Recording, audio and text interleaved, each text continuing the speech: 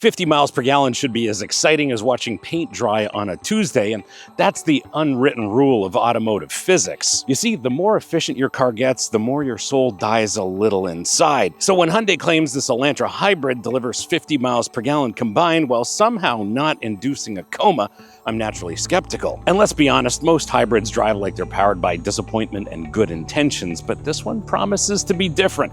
What's it like? Buckle up, my friends. Let's go for a drive.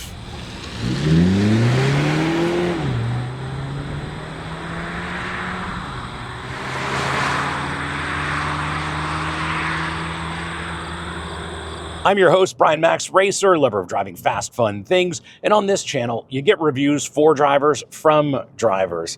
Now, behind the wheel of this Elantra Hybrid all week, I've been asking myself, how do you make something that is very fuel efficient and still enjoyable to drive? Because the reality is most hybrids are like penance, great for fuel consumption, terrible for your soul. But it seems that Hyundai's completely missed the memo with this car. And before we get into what it's like to drive, let's have a look at it in a little more depth. This Elantra Hybrid's power unit is based around a 1.6-liter naturally aspirated 4-cylinder and one electric motor. Combined, they make 139 horsepower and 195 pounds of torque. There's a 1.32 kilowatt-hour battery on board, which sounds impressive until you realize it's roughly the equivalent to the energy stored in a really angry toaster. Just kidding, as you'll see, it actually works. The transmission is a 6-speed dual clutch, no CVT here, thankfully. Front-wheel drive, and the diff is open. There's no limited slip diff here. Steering is electrically assisted. Suspension uses McPherson struts at the front and multi-link at the rear. Dampers are conventional, as you'd expect at this price point. Brakes are 4-wheel discs, plus it's a hybrid, so it has regenerative braking. Wheels and tires are 17s, and curb weight of this is just a tick over 3,000 pounds. Since it's a hybrid, the number one topic of conversation here is fuel consumption, and apparently Hyundai says that this is good for 50 miles per gallon combined. As well, don't forget that your powertrain warranty with this car is 10 years or 100,000 miles. Did you know that 80% of you are not subscribed? Yes, it's true. 80% of you are not subscribed. I checked the data. So if you like the content on this channel, do me a solid, hit that subscribe button, make sure you like this, and if you want to support the channel, please hit up our merch store. Links here, links below, lots of great stuff for driving enthusiasts like us, including our very popular line of Save the Manuals merch. Now back to your regularly scheduled episode.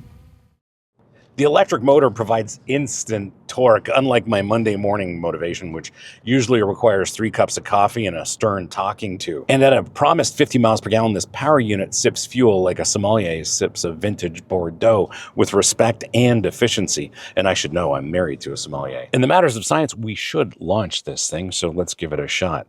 Foot on the brake, foot on the gas. Nothing's happening. This is clearly not set up for launch control, and away we go.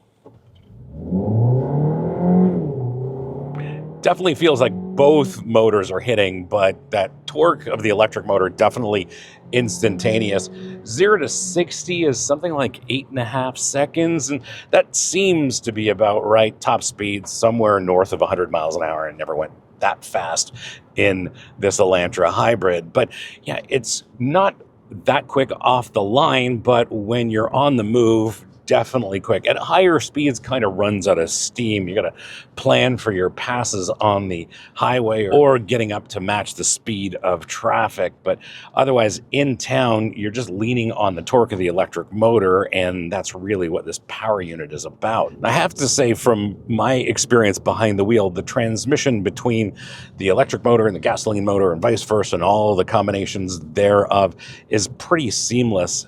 I only notice it every once in a while when the tachometer sits at 0 and then I realize the gasoline motor is not running. And I think you'll forget that this is a hybrid until you check the fuel gauge. And for me, it's taken me all week to drain the tank of fuel. The system decides when to use electric, gas, or both with the intelligence of a chess grandmaster and the subtlety of a ninja. There are plenty of hybrids out there that feel like they're having an internal argument about power sources. This one just feels like it made up its mind and stuck with the plan. We definitely have to talk about this dual clutch transmission because on one hand, yay, no CVT.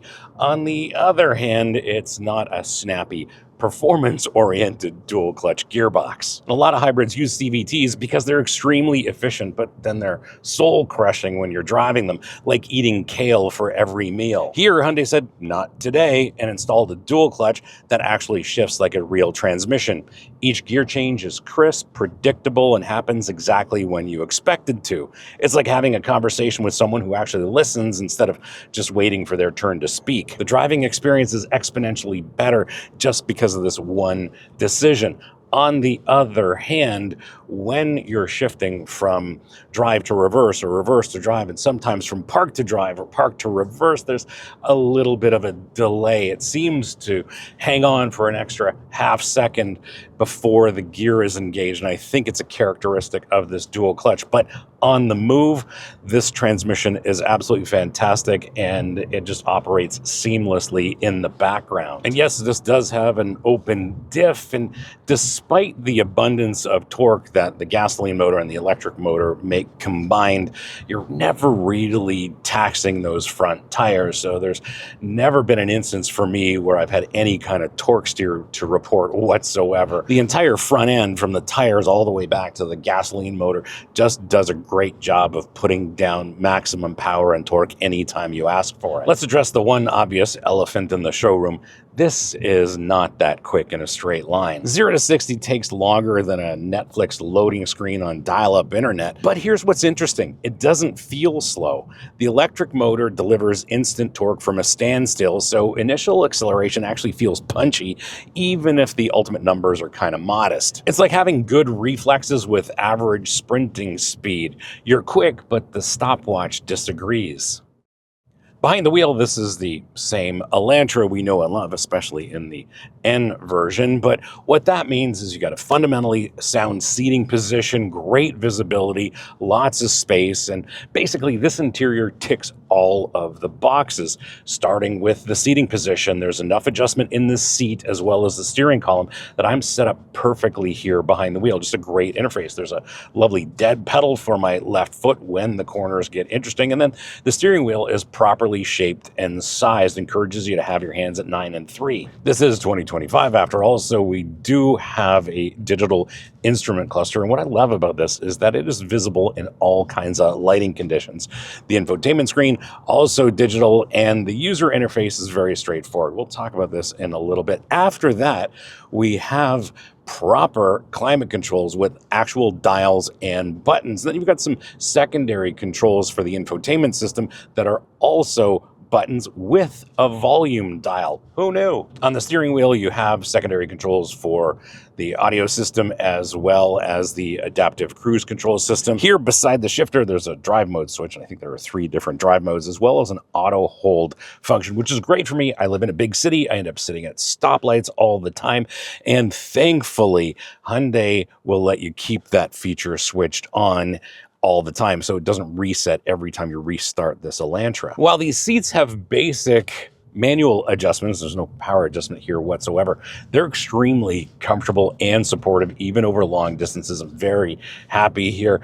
And in terms of this upholstery, I gotta say, I don't mind it. Whatever car companies are doing for this high-grade faux leather, they're doing an incredible job. And this one's sort of perforated, so it's a little bit more breathable than other upholsteries, and it works very well here. On top of that, this light gray color here at the end of the summer doesn't retain a lot of heat, which I also appreciate. Also, I have to mention in the US, the Elantra Hybrid in this trim is spec'd a little bit differently. You actually get ventilated seats in addition to heated seats in the US. Here in Canada, it's just heated seats only. In terms of spaciousness, in that second row, when I've got this seat in the seating position, I can actually fit comfortably behind myself.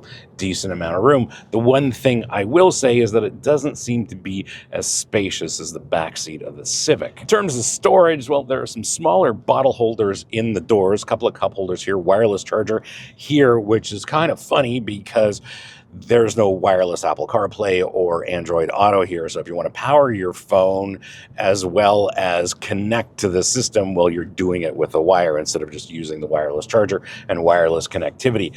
Under the armrest, there's a decent amount of storage, and in the trunk, there's an incredible amount of space, even with my couple of bags and some other cleaning gear, as well as some tripods. I'm not even taxing the volume underneath that trunk lid. Even in 2025, there are still some infotainment screens mounted on top of the dash, like they're a monument to our collective addiction to screens, but this one is a little bit better integrated here. The thing is, it actually works really well. The interface is responsive, logical, and doesn't require a computer science degree to operate, which puts it ahead of most German luxury cars costing 3 times as much. It's like Hyundai looked at Tesla's approach and said, what if we did this, but people could actually figure it out without going to YouTube for tutorials? I gotta say, for a car at this price point, the interior is really well done, and all the materials seem very, very premium. Makes the material in some competitive cars look like they were sourced from a dollar store with commitment issues. In terms of visibility, yeah, there's backup camera. That's easy. This is on the small side, so parking's not a big deal. But what I do have to complain about is rearward visibility, and it's not what you think. There's a hard plastic piece that runs across the rear parcel shelf, and from time to time in certain lighting conditions, it gives off a tremendous amount of glare. Let's see if we're in that kind of lighting right now. It's a little on the annoying side, and I think the surface of that plastic piece should be treated differently so that it doesn't reflect as much in that back glass. Mind you, forward visibility is excellent. I really appreciate the large outboard mirrors, and of course, adjust your outboard mirrors and your rear view mirror properly, and blind spots aren't real. I am really impressed with these seats. I think in the US they call this upholstery H-Tex. In Canada it might simply be leatherette, but these seats are fantastically supportive and comfortable, far more than any seats in this segment have any right to be. As you'd expect for a car given a mission brief like this, the dynamic package, the overall ride and handling package is definitely tuned to be crowd-pleasing, but that doesn't mean it's not satisfying. This Elantra Hybrid rides like engineers actually drove it on real roads instead of just driver-in-the-loop simulators. It soaks up highway expansion joints without jarring your spine, handles city potholes without launching your coffee into the windscreen, and stays composed through corners without feeling like it's fighting the laws of physics. It's the automotive equivalent of being comfortable in your own skin. It just works naturally. The inclusion of a multi-link rear suspension here says a lot about what Hyundai's intended for this hybrid. And I think it's because they actually care how this drives. Some cars in this segment use a simple torsion beam rear suspension because they're cheap and adequate, like cafeteria food for your suspension. But we know that Mazda is one company that gets them right all the time. Anyway, this setup allows for each rear wheel to react independently to road surfaces, which means better handling, improved ride quality, and the kind of composure that makes you forget you're driving an economy car. And I think it's engineering priorities done right. With anything electrified, there's always that looming question about what is this car going to do when it comes to braking, because you've got that transition from regenerative braking to actual braking when the pads come in contact with the rotors and the driver's asking for a little bit of brake pedal pressure. And in this case, it's all very well sorted. This system blends regen and mechanical braking so seamlessly that you'll actually forget there are two different systems fighting for control of your deceleration. Plenty of electrified vehicles feel like they're operated by committee. The electric motor wants to slow down gently while the brake pads want to stop you immediately. This one works like someone actually taught them to work together, unlike the government, which could never manage that level of coordination. One of the things that directly impacts the satisfying dynamics of this Elantra Hybrid is the fact that it weighs just 3,000 pounds, which is relatively light in 2025, but what that also means is you get a decent amount of feedback from this chassis. And sure, the steering is on the light side and maybe feels a little disconnected, but that chassis feel is relatively high fidelity. The steering is weighted appropriately for the intended mission and doesn't exactly feel numb when you need some feedback in the corners. Since we've found some corners, I think we're going to have to throw this around. So shall we? Let's. turn-in response is actually very good. There's a bit of body roll. Love the braking, picking up the throttle out of the corner. And well, that's very responsive. Much credit due to the electric motor here. But yeah, steering is allowing me to carve a perfect line. You can hear a little bit of tire noise. These are definitely tire constructed for efficiency, not outright grip. Tough corner here because it's off camber on the exit. Let's see what happens. The suspension just soaks everything up. This road is fairly rough. Suspension does a great job. There's a little extra body movement as well from time to time over bigger road imperfections. And I think that speaks to really the intended mission of the suspension calibrations here. They're really intended to be crowd pleasing. I think with firmer damping, firmer compression, firmer rebound that I would like, I think that would turn off some buyers of this Elantra Hybrid. But for most people, you're going to enjoy the ride comfort. And in the corners, well, expect a little bit of body roll, and make no mistake, this is no Elantra N. The ratio is quick enough that it always feels responsive, but it never feels nervous in any situation. How do you spec yours? Well, what you are looking at is a 2025 Hyundai Elantra Hybrid. This would be the limited trim in the US, and this is the luxury trim in Canada, although they are not product planned the same. There are some differences, of course. This is Ecotronic gray paint, which is actually pretty cool in person, and that is the faux gray leather interior. Base price in the US for a blue trim level Hyundai Elantra Hybrid is $25,450. As tested, this is $29,800 US. In Canada, it is basically one trim only that starts at $31,243.50. Add $2,500 for all the luxury and features of this particular tester, and $250 for the Ecotronic gray paint. You get an as-tested price of $33,993.50, and these prices are before freight, taxes, fees, incentives, etc. And here's the thing, at these prices, you're getting a very full-featured Hyundai Elantra Hybrid, and to get all of these features not that long ago would have required tens of thousands of dollars more and a German luxury badge. Today, Hyundai just includes all of these features because apparently they understand that people want nice things without second mortgages. And let that sink in for a second. It's like ordering a basic coffee and getting the full barista experience at no extra charge. Before you get all excited and order an Elantra Hybrid, this is what other reviews aren't going to tell you. I spent some time looking into owners' forums as well as subreddits to see what actual owners have to say about their real-world experiences. First, you're going to have to come to a new understanding of what hybrid efficiency means in cold weather. When temperatures hit freezing, efficiency drops, and cabin heating takes forever to warm up. Owners in Michigan report going from 55 miles per gallon in summer to 38 in the winter. That's not a small difference. That's a significant change in the ownership equation. Multiple owners report better highway efficiency than city driving, which is the opposite of how most hybrids work. And according to these owners, to get 54 miles per gallon in the city, you'll have to completely change your driving techniques. As for my experience, it actually mirrors what Hyundai says, and we'll discuss that in just a minute. And third, owners love to talk about the dual clutch transmission. They say while it operates smoothly, the transitions from gasoline mode to EV mode and vice versa can be a little rough. My only complaint there is the length of time it takes to engage reverse, as we discussed earlier. These are the things that owners learn long after the new car smell wears off, and most reviewers don't catch these things, just like me, because it's impossible to learn these things over a week-long test.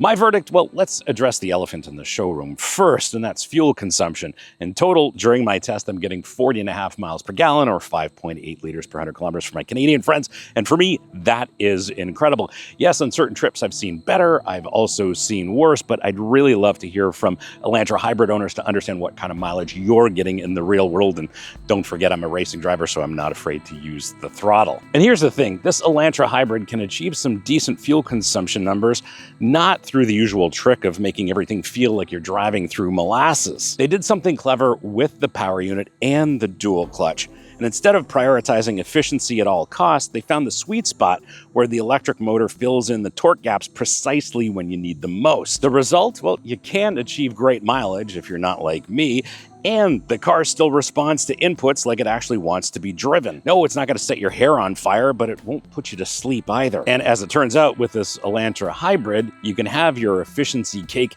and enjoy eating it too. If you need an efficient daily driver that won't question your driving enthusiasm, well, this is definitely one of those cars. It's efficient without being pious about it, practical without being a penalty box, and engaging enough that you won't question your life choices every time you get behind the wheel. And Hyundai managed to make this Elantra Hybrid feel like a regular car first, and then an efficient hybrid second, which is exactly how it should be. And I think this car succeeds because it's not trying to be everything to everyone. It's just really good at what it is. Thanks for hanging out with me today and having a look at this 2025 Hyundai Elantra Hybrid. Hope you enjoyed this episode, and if you did, you're not new, you know what to do. Smash the subscribe button, turn on your notifications like this, and as always, sharing is caring. So please share this with your friends, especially on Reddit, because on Reddit, they really need to see reviews for drivers from drivers. If you have any questions or comments, please leave them in the comments below. I'll get back to you as soon as I can. And if you want to support the channel, please hit up our merch store. Links here, links below. Lots of great stuff for driving enthusiasts like us,